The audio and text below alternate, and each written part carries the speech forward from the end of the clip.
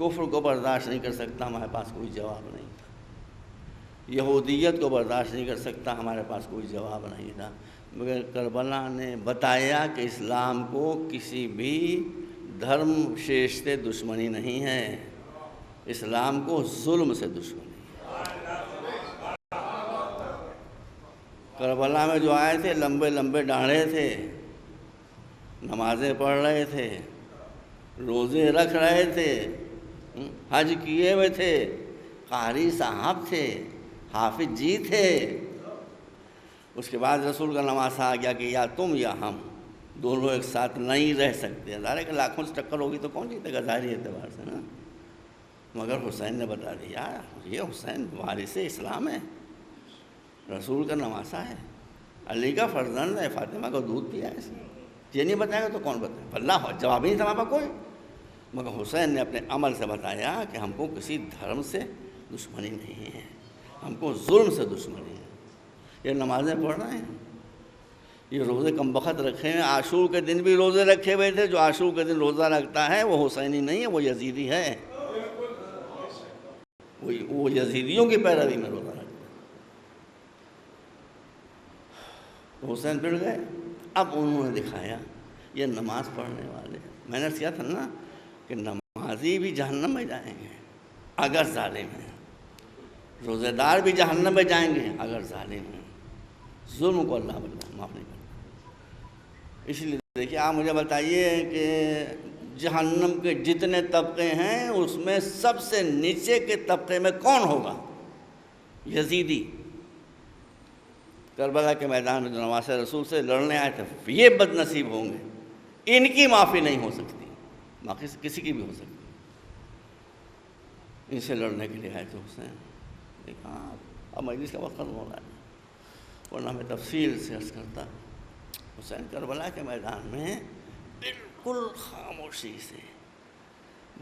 خاموشی سے اپنے عمل سے یہ دکھا رہے تھے اسلام کیا ہے اور اسلام کی شکل میں کفر کیا ہے۔ اسلام کیا ہے؟ حسین نے کربلا میں داخل ہونے سے پہلے دکھایا کہ اسلام کیا ہے۔ ارے یہ معصوم کے علامہ کو کر ہی نہیں سکتا، کوئی نہیں کر سکتا۔ 1000 کا سپاہی لشکر آ رہا ہے ہور کا، وہ کہہ رہے ہیں ہم آپ کو قتل کرنے کے لیے آ رہے ہیں۔ امام نے کہا ہم یہ تم سے کچھ سننا ہی نہیں چاہتے، تم کاہے کے لیے آ رہے ہو وہ تو بعد میں بات ہوگی، پہلے بتاؤ تمہارے چہرے کا رنگ زرد کیوں ہے، تمہارے ہونٹ پھڑپڑا کیوں رہے ہیں، تمہاری آنکھوں میں حلقے، یہ کس سے پوچھ رہے ہو؟ کہہ رہے ہیں ہم آپ کو قتل کرنے آئے ہیں بھائی، آپ کو قتل کرنے آئے ہیں، آپ کا خون بہانے کے لیے آئے ہیں۔ وہ سن ہی نہیں رہے۔ تو انہوں نے کہا کہ ہمارا پانی کا اسٹاک ختم ہو گیا۔ امام نے کہا تمہارا اسٹاک ختم ہوا ہے، ہم ساقی کوثر کے فرزند ہیں، ہمارا اسٹاک نہیں ختم ہوا۔ چاہنے والے بھی کیسے تھے؟ مولانا نے کہا ان سب کو پانی پلا۔ صحابہ بھی کیسے تھے، امام کے اصحاب بھی کیسے تھے؟ بس امام کا حکم تو سب نے پانی پلانا شروع کر دیا۔ آپ پڑھیں، ایک آدمی یزیدی لشکر کا اتنا پیاسا تھا کہ امام کا ایک ساتھی اسے پانی پلانا چاہتا تھا، اتنا گھبرایا ہوتا ہے کہ پانی نہیں پی پا رہا تھا۔ کتنا روئیں گے آپ اس کے اوپر؟ ساقی کوثر کا فرزند خود گیا، مشق تھام کر اس بدبخت کو امام نے اپنے ہاتھ سے پانی پلایا، اور جب سب پانی پی چکے تو امام نے دیکھا کہ جن گھوڑوں پر بیٹھ کر آئے تھے ان کی زبان بھی پیاس سے باہر ہے، گھوڑوں کی زبان منہ کے باہر، گھوڑوں کی زبان منہ کے باہر۔ امام نے کہا ان بیچارے جانوروں نے کیا کیا ہے، ان کو بھی پانی پلاؤ۔ لوگوں نے کہا کہ مولا اب ان جانوروں کو ہم پانی پلا دیں گے تو ہمارے پاس پھر پانی بچے گا نہیں، یہ عرب کا ڈیزرٹ ہے، یہاں پانی آسانی سے نہیں ملتا ہے۔ یہ کردار حسین کا آپ ہندوؤں کو بتائیے، آپ کرسچن کو بتائیے، روئیں گے، میرا تجربہ ہے، روئیں گے۔ امام نے کہا ہمارا اللہ مالک ہے، وہ پانی گھوڑوں کو پلا دیا گیا۔ اگر یہ گھوڑوں کو پلا دینے والا پانی موجود ہوتا تو علی اصغر پیاسا نہ رہتا، اپنے بچے کی پیاس گوارا کر کے گھوڑوں کو پانی پلایا۔ گھوڑے بھی اللہ کی مخلوق، ان کو پانی پلایا۔ یہ اوریجنل اسلام ہے۔ حسین جانتے تھے کیا ہونے والا ہے، اور اسلام کی شکل میں چھپا ہوا کفر سے ہلے دشمنی کی، جہاں کفر ہوگا وہاں ظلم ہوگا۔ میں تاریخ کو دہرانا نہیں چاہتا، جہاں کفر کی پہلی علامت ظلم ہے، جہاں ظلم دکھائی دے، چاہے اسلام کی شکل میں چاہے کفر، سمجھے کہ یہاں کفر ہے۔ ارے حسین گھوڑے کی زبان باہر نکلی ہوئی دیکھ کر رحم کھا گئے، کہ ان گھوڑوں کو پانی پلا دو، اور یزیدی لشکر ایک 6 مہینے کا بچہ، سوکھی ہوئی زبان خشک ہونٹوں پر پھیلا رہا ہے۔ بہت زمانہ ہو گیا، میں نے یہ واقعہ، اب کیا کروں، بات لمبی ہو جائے گی۔ میں لکھنؤ سے کہیں جا رہا تھا، یاد نہیں مجھے، بریلی یا مراد آباد، تو میرے ساتھ کچھ ایک نام یاد ہے مجھے، پی کے شرما، وہ یاد ہے مجھے، وہ CID میں تھے، وہ مجھے پہچانتے تھے۔ انہوں نے میں اپر کلاس سفر کر رہا تھا اور محرم کا زمانہ تھا، تو انہوں نے اپنے ساتھیوں سے کہا کہ مولانا صاحب دھرم گرو ہیں، محرم کا زمانہ، ان سے پوچھو کربلا میں کیا ہوا۔ تو پوچھا مولانا بتائیے کربلا، میں نے کہا وہ شاید قریب آ گیا تھا اسٹیشن، جہاں مجھے اترنا تھا آدھے گھنٹے، میں نے کہا اب تو میرا اسٹیشن قریب آ رہا ہے، کہا نہیں تھوڑا سا بتائیے۔ خیر ہم نے بتانا شروع کیا ان کو، وہ سنتے رہے، متاثر ہوتے رہے، اور میں ہندی میں بول رہا تھا ان کے سامنے، یہاں تک کہ جب میں اس بچے کے واقعے پر پہنچا، میں نے کہا کہ انت میں حسین اپنے 6 مہینے کے بچے کو لے کر آئے، اپنی چادر سے چھپائے ہے۔ لوگوں میں یہاں مت بھید ہو گیا کہ حسین اب کیا لا رہے ہیں، اب کیا لا رہے ہیں۔ جب چادر کو ہٹایا دیکھا ایک پھول سا بچہ، کومل بچہ، اسے حسین گود میں لیے، بس میں یہیں پر ختم کر رہا ہوں، گود میں لیے ہوئے، اور سینا سے کہہ رہے ہیں کہ اسے پانی پلا دو، دیکھو یہ جا رہا ہے دنیا سے، یہ جا رہا ہے، بچے گا نہیں، یہ تھوڑی سی پیاس، ایک گلاس میں بھی 2-3 چمچوں میں اس کی پیاس بنتا ہے، پلا دو اسے۔ انہوں نے پوچھا پھر کیا ہوا مولانا، کیا کسی نے پانی پلایا؟ میں نے کہا کسی نے پانی نہیں پلایا۔ میں نے پھر کیا ہوا؟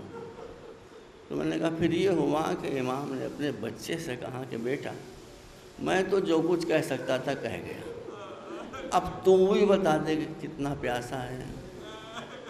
ان کا پھر کیا ہوا؟ بچے نے کیسے بتایا؟ میں نے کہا اس بچے نے اپنی گردن کو، کومل گردن کو دھیرے دھیرے سینا کی طرف موڑا، اور سوکھی ہوئی زبان، سوکھے ہوئے ہونٹوں پر بس واللہ میں یہاں تک پہنچا تھا کہ پھر کیا ہوا؟ میں نے کہا بھائی پھر یہ ہوا کہ اس منظر کو دیکھ کر لشکر میں، سینا میں ہلچل مچ گئی،